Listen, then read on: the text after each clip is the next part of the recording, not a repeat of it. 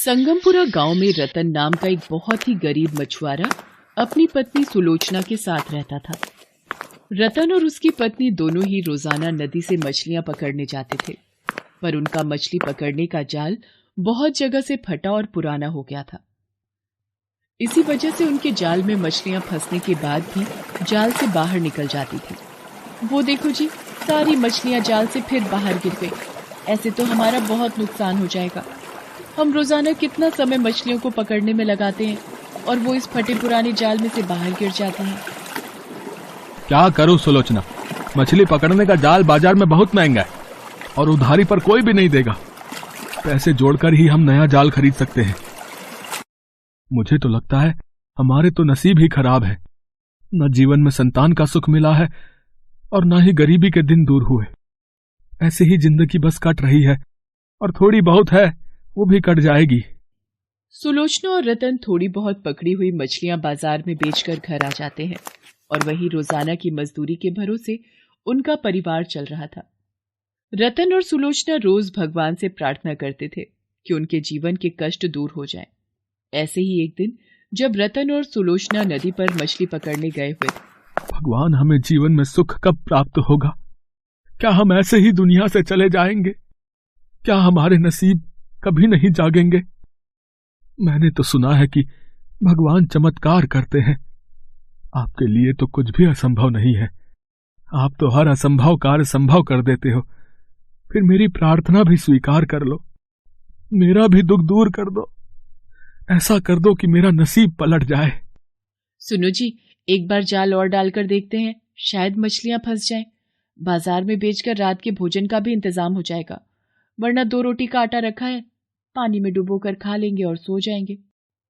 रतन एक बार फिर नदी में जाल डालता है, पर इस बार रतन की खुशी का ठिकाना नहीं था। सुलोचना, लगता है जाल में बहुत बड़ी मछली फंसी है। जाल खींचने में मेरी मदद करो, जाल बहुत भारी हो गया है। ये क्या है? इतना बड़ा कद्दू? लो, मछली तो फंसी नहीं, ये कद्दू फंस गया। लगता है किसी पेड़ की डाली से टूटकर नदी में बह गया होगा। अब इसका क्या करें? करना क्या है, इसी कद्दू को उठाकर घर ले चलो। अब और कुछ तो बनाने के लिए है नहीं, कम से कम इस कद्दू की सब्जी बनाकर खाकर ही पेट भर लेंगे। रतन और सुलोचना उस बड़े कद्दू को लेकर घर आ जाते हैं।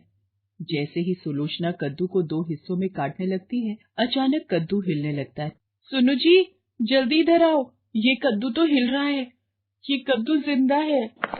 हे राम, ये सब क्या हो रहा है? ये कद्दू हिल क्यों रहा है? देखते ही देखते कद्दू टूट जाता है।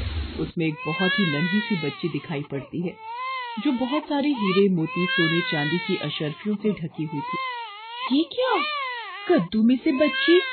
भगवान, ये तो कोई ईश्वर का चमत्कार दिखाई पड़ता है। पर ये बच्ची कद्दू में आई कैसे? और ये बच्ची किसकी हो सकती है? सुलोचना, हम भी तो कब से भगवान से संतान की इच्छा रख रहे थे। लगता है भगवान ने हमारी सुन ली। सुलोचना, सुनो जी, आप देख रहे हो, बच्ची के साथ साथ प्रभु ने ये हीरे जवाहरात भी दिए हैं। ये बच्ची हमारे लिए लक्ष्मी का रूप बनकर आई है, इसलिए आज से हम इस बच्ची को रमा बुलाएंगे। रमा के आ जाने से रतन और सुलोचना की जिंदगी में खुशियां आ जाती हैं। रतन और सुलोचना ने गांव छोड़ दिया और शहर में आकर रहने। धीरे धीरे समय बीता, रमा बड़ी हो गई थी। रतन ने रमा के लिए कुछ अच्छे रिश्ते ढूंढने शुरू कर दिए थे।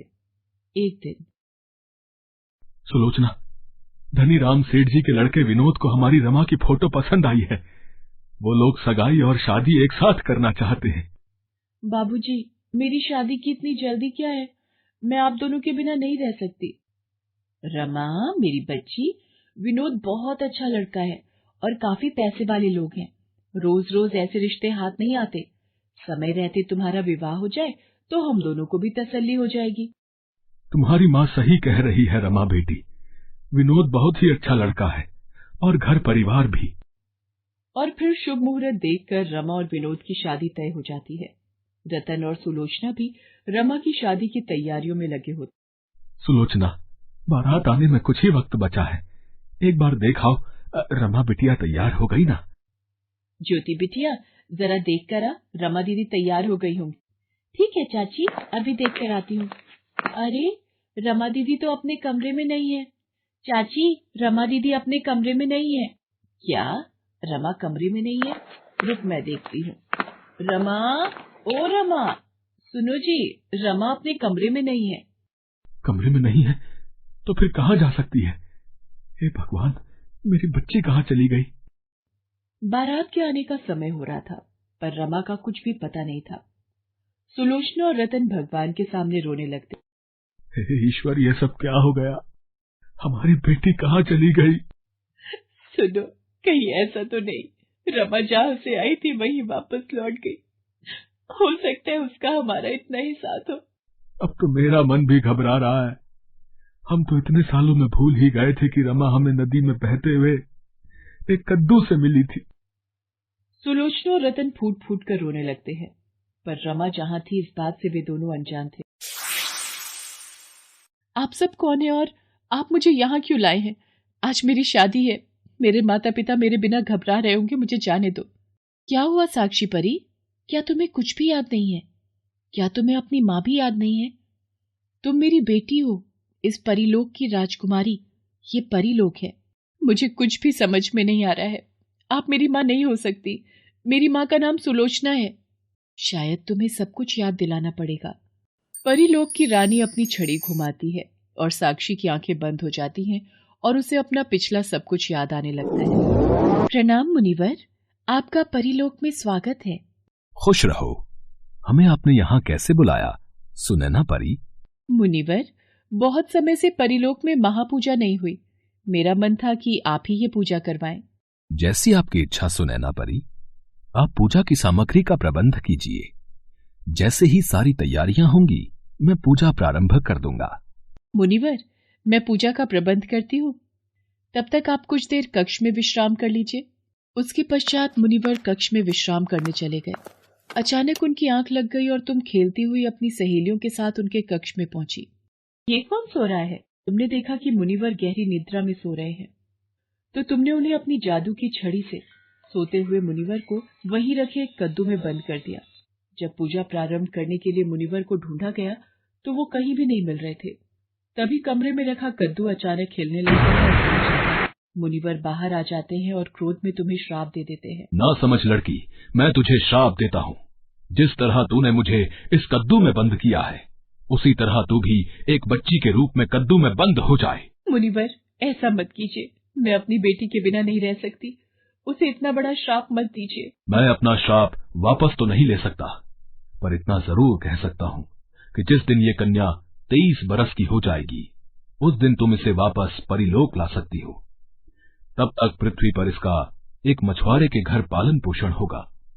हीरे जवाहरात में लिपटी ये उन्हें एक नदी से प्राप्त होगी। और आज तुम 23 बरस की हो चुकी हो। मैंने तुम्हारे वियोग में एक एक दिन काटा है। तुम्हारे भाई बहन भी तुम्हें बहुत याद करते हैं। मुझे सब याद आ गया है माँ, पर जिन माता पिता ने मेरा अपनी बेटी की तरह पालन पोषण किया, वो दोनों तो मेरे वियोग में जीवित नहीं रहेंगे। आज मेरा विवाह है। रमा अपनी परिमां को सारी कहानी बताती है। शायद तुम ठीक कह रही हो रमा। रतन और सुलोचना का हक तुम पर मुझसे बढ़कर है। इसके पश्चात परिमा रमा को वापस पृथ्वी पर ले जाती है। रमा को वापस देख रतन और सुलोचना बहुत खुश होते हैं। उन्हें भी सारी बात पता चलती है। साक्षी, मैं चलती हूँ। तुम अपने नए जीवन में सदा खुश रहो। माँ, अपनी साक्षी को डोली में विदा किए बिना ही चली जाओगी? इतना कहना था कि परिमा रमा को अपने कलेजे से लगा लेती है। रतन और सुलोचना की आंखों में भी आंसू आ जाते। हेलो दोस्तों, कैसे हैं आप सब? हमारी कहानियाँ देखने के लिए हमारे चैनल को सब्सक्राइब कीजिए और हाँ, बेल आइकॉन पर क्लिक करना मत भूलिएगा।